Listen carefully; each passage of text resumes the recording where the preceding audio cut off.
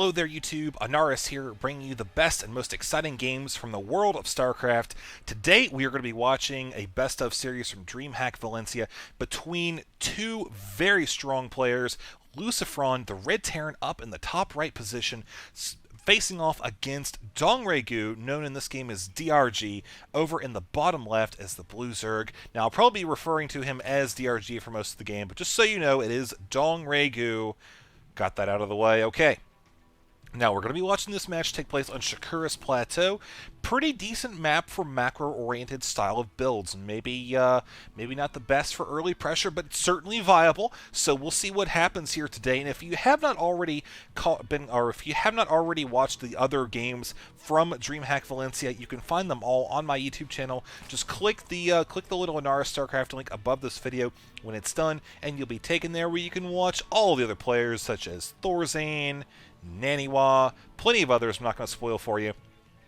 Cough Cough Liquid Hero, and yeah, more. So make sure you check that out when this video is done. Now let's see what DRG is going to be doing here. He does have the drone heading at a 14 supply. I'm thinking this one's probably going to be the scout here. If he's going to be going for an early expansion, it will likely be with another drone. We are going to have him likely take this drone, run it across the map, where we will see LucifroN's opening up with 2 racks. Now, this is very indicative of early pressure transitioning into an expansion that will be fairly safe because of the already partially complete wall off. And I feel like it could work out for him. The thing is, again, this gets back to the fact that they are so very far away from each other, spawning cross position now. And of course, DRG now realizing that with his Overlord finally penetrating the depths of the bottom right-hand expansion, knows where his opponent is at, and is going to be sending that drone up accordingly. We are approaching that 3:04 minute mark. And the earliest time we're going to see that Marine come out. Of course, that is based on an earlier patch than what is now available, which is 1.4.0 as of this recording. But now there's that Marine coming out, sure enough, and is going to be able to drive that drone away. But the thing is, DRG already obtained that crucial information. 2 racks, pressure, knows he's going to be vulnerable here with this expansion.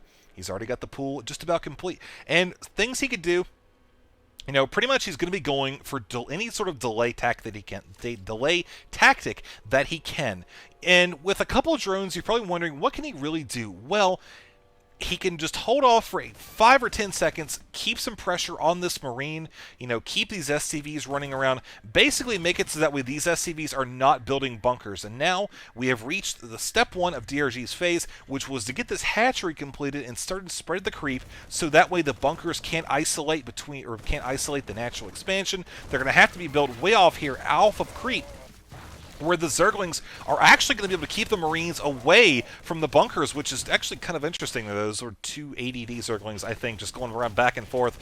But that's okay, because he was able to eventually drive away the rest of the forces. You see final Marine being kited away, and these bunkers are going to be going down. So DRG going into this expansion is in a fairly secure position, especially since he's got the spine crawler down here as well. Now, he is going to be running these Zerglings up. I'm not really convinced that he's going to commit to any sort of harassment, because again, these Zerglings without the speed upgrade coming anytime soon, he's got to be kind of careful with them, because they are his primary mode of defense. They also count as map control, keeping an eye on those watchtowers. So he's probably going to pop up here, get an idea. Yeah, I see he spots those Marines and is going to be backing off. I think he kind of pulled up there for a second. Oh, maybe he can pick off that SCV and delay that expansion, but no, not going to be the case. We also have a 3rd barracks going down, so pretty much just a standard wall off now, transitioning into an expansion here for LucifroN. You see he's doubled up on the gas. Probably, just build that up here, see if he can get an add-on really quickly, possibly a reactor on this one. That's what I'm guessing we're going to see. Also, I think we're going to see him just transition into the kind of standard Marine siege tank play that you see in Zerg versus Terran. Likewise, DRG here, he is in a fantastic position with his economy. Yes, he had to drop a few larvae into Zerglings early on, but that basically secured himself an advantage by having that expansion up for so much longer than his opponent. Look at the income right now, 27 to 23, now 28, and that's after dropping 2 extractors down there. So that's going to be looking pretty darn snazzy for DRG. Back to the units lost tab, actually, you can just see, even after that attack, Ahnaris suffered pretty heavy losses in the early game in terms of actual resources. But we're seeing him now with a good defensive position, plenty of Marines up here, and he's also got that factory going down. He's got the tech lab as well, and that's going to be looking pretty nice. So double factory total. Pretty much what he's going to be looking to do is getting out some of those siege tanks, getting some Hellions as well, possibly. That is something I'd very much like to see here. Would be a little bit of Hellion harassment. Now, keep in mind this was before the nerf to the Hellion damage upgrade. See the blue flame right there. Right now it does 10 damage in this game. Now it actually does 5 with 1.4, but still it's very, very potent. So we're going to see what happens here in the coming moments, as essentially LucifroN is going to be trying to literally drive these things through into his base. And I say that literally because he also could have the option of dropping, but the problem is it's going to be much more difficult here. He's got 2 queens already on the field. He can pull these back very easily, and you see the way he's got these spine crawlers, he can make a choke position here, here. No Hellions will ever make it into here with a couple well-placed queens. So we're going to have the add-on for LucifroN there. So pretty much this has just turned into a very standard macro-type game where we've got both players just continuing to build up their workers, build up their drones, and I'm going to expect, or what I'm going to be looking for here from DRG is if he's going to be going for a third expansion or if he's going to try to play off of these 2 bases here. I'm kind of wondering because he does have that economic advantage and has had it for quite some time, 49 to 35. I'm kind of wondering if he's going to be feeling confident enough to slip that third one in there. Sure enough, it actually is going to be doing that. So that could be a little bit of a risky move, but we're seeing actually, oh man, those poor Zerglings just getting annihilated right there by LucifroN's Hellions, moving out with a total of 6. So this will be great for getting control of the map, making sure you can kill off any Zerglings at the watchtowers, and possibly coming in here, but you see, the DRG is anticipating this harassment, so he's got a couple spine crawlers already out midfield, ready to go, thwarting any attempt at harassment. But LucifroN is going to come up here and spot this expansion, so now he knows that he's going to have to do something here. Oh man, nice hit with the Banelings. I think a lot of Banelings actually went down in that though. So he was able to take those out. Will he finally be able to kill these last 2? It is hard to say, man. This last Hellion, will he take one for the team? Going out in style, he does manage to get one more kill there. And, 2 at the very last second. So total resources lost now, 925 to 1150. So it's a little bit better for LucifroN, but he still has lost the greater of the 2. So command center going down. Again, this is LucifroN's response to the fact that he couldn't really do anything about this expansion. He couldn't take out that army. And so you're going to see him pretty much just try to get that up as quickly as possible. I'm thinking that maybe at some point here he's going to actually try to do a little bit more damage in terms of economy.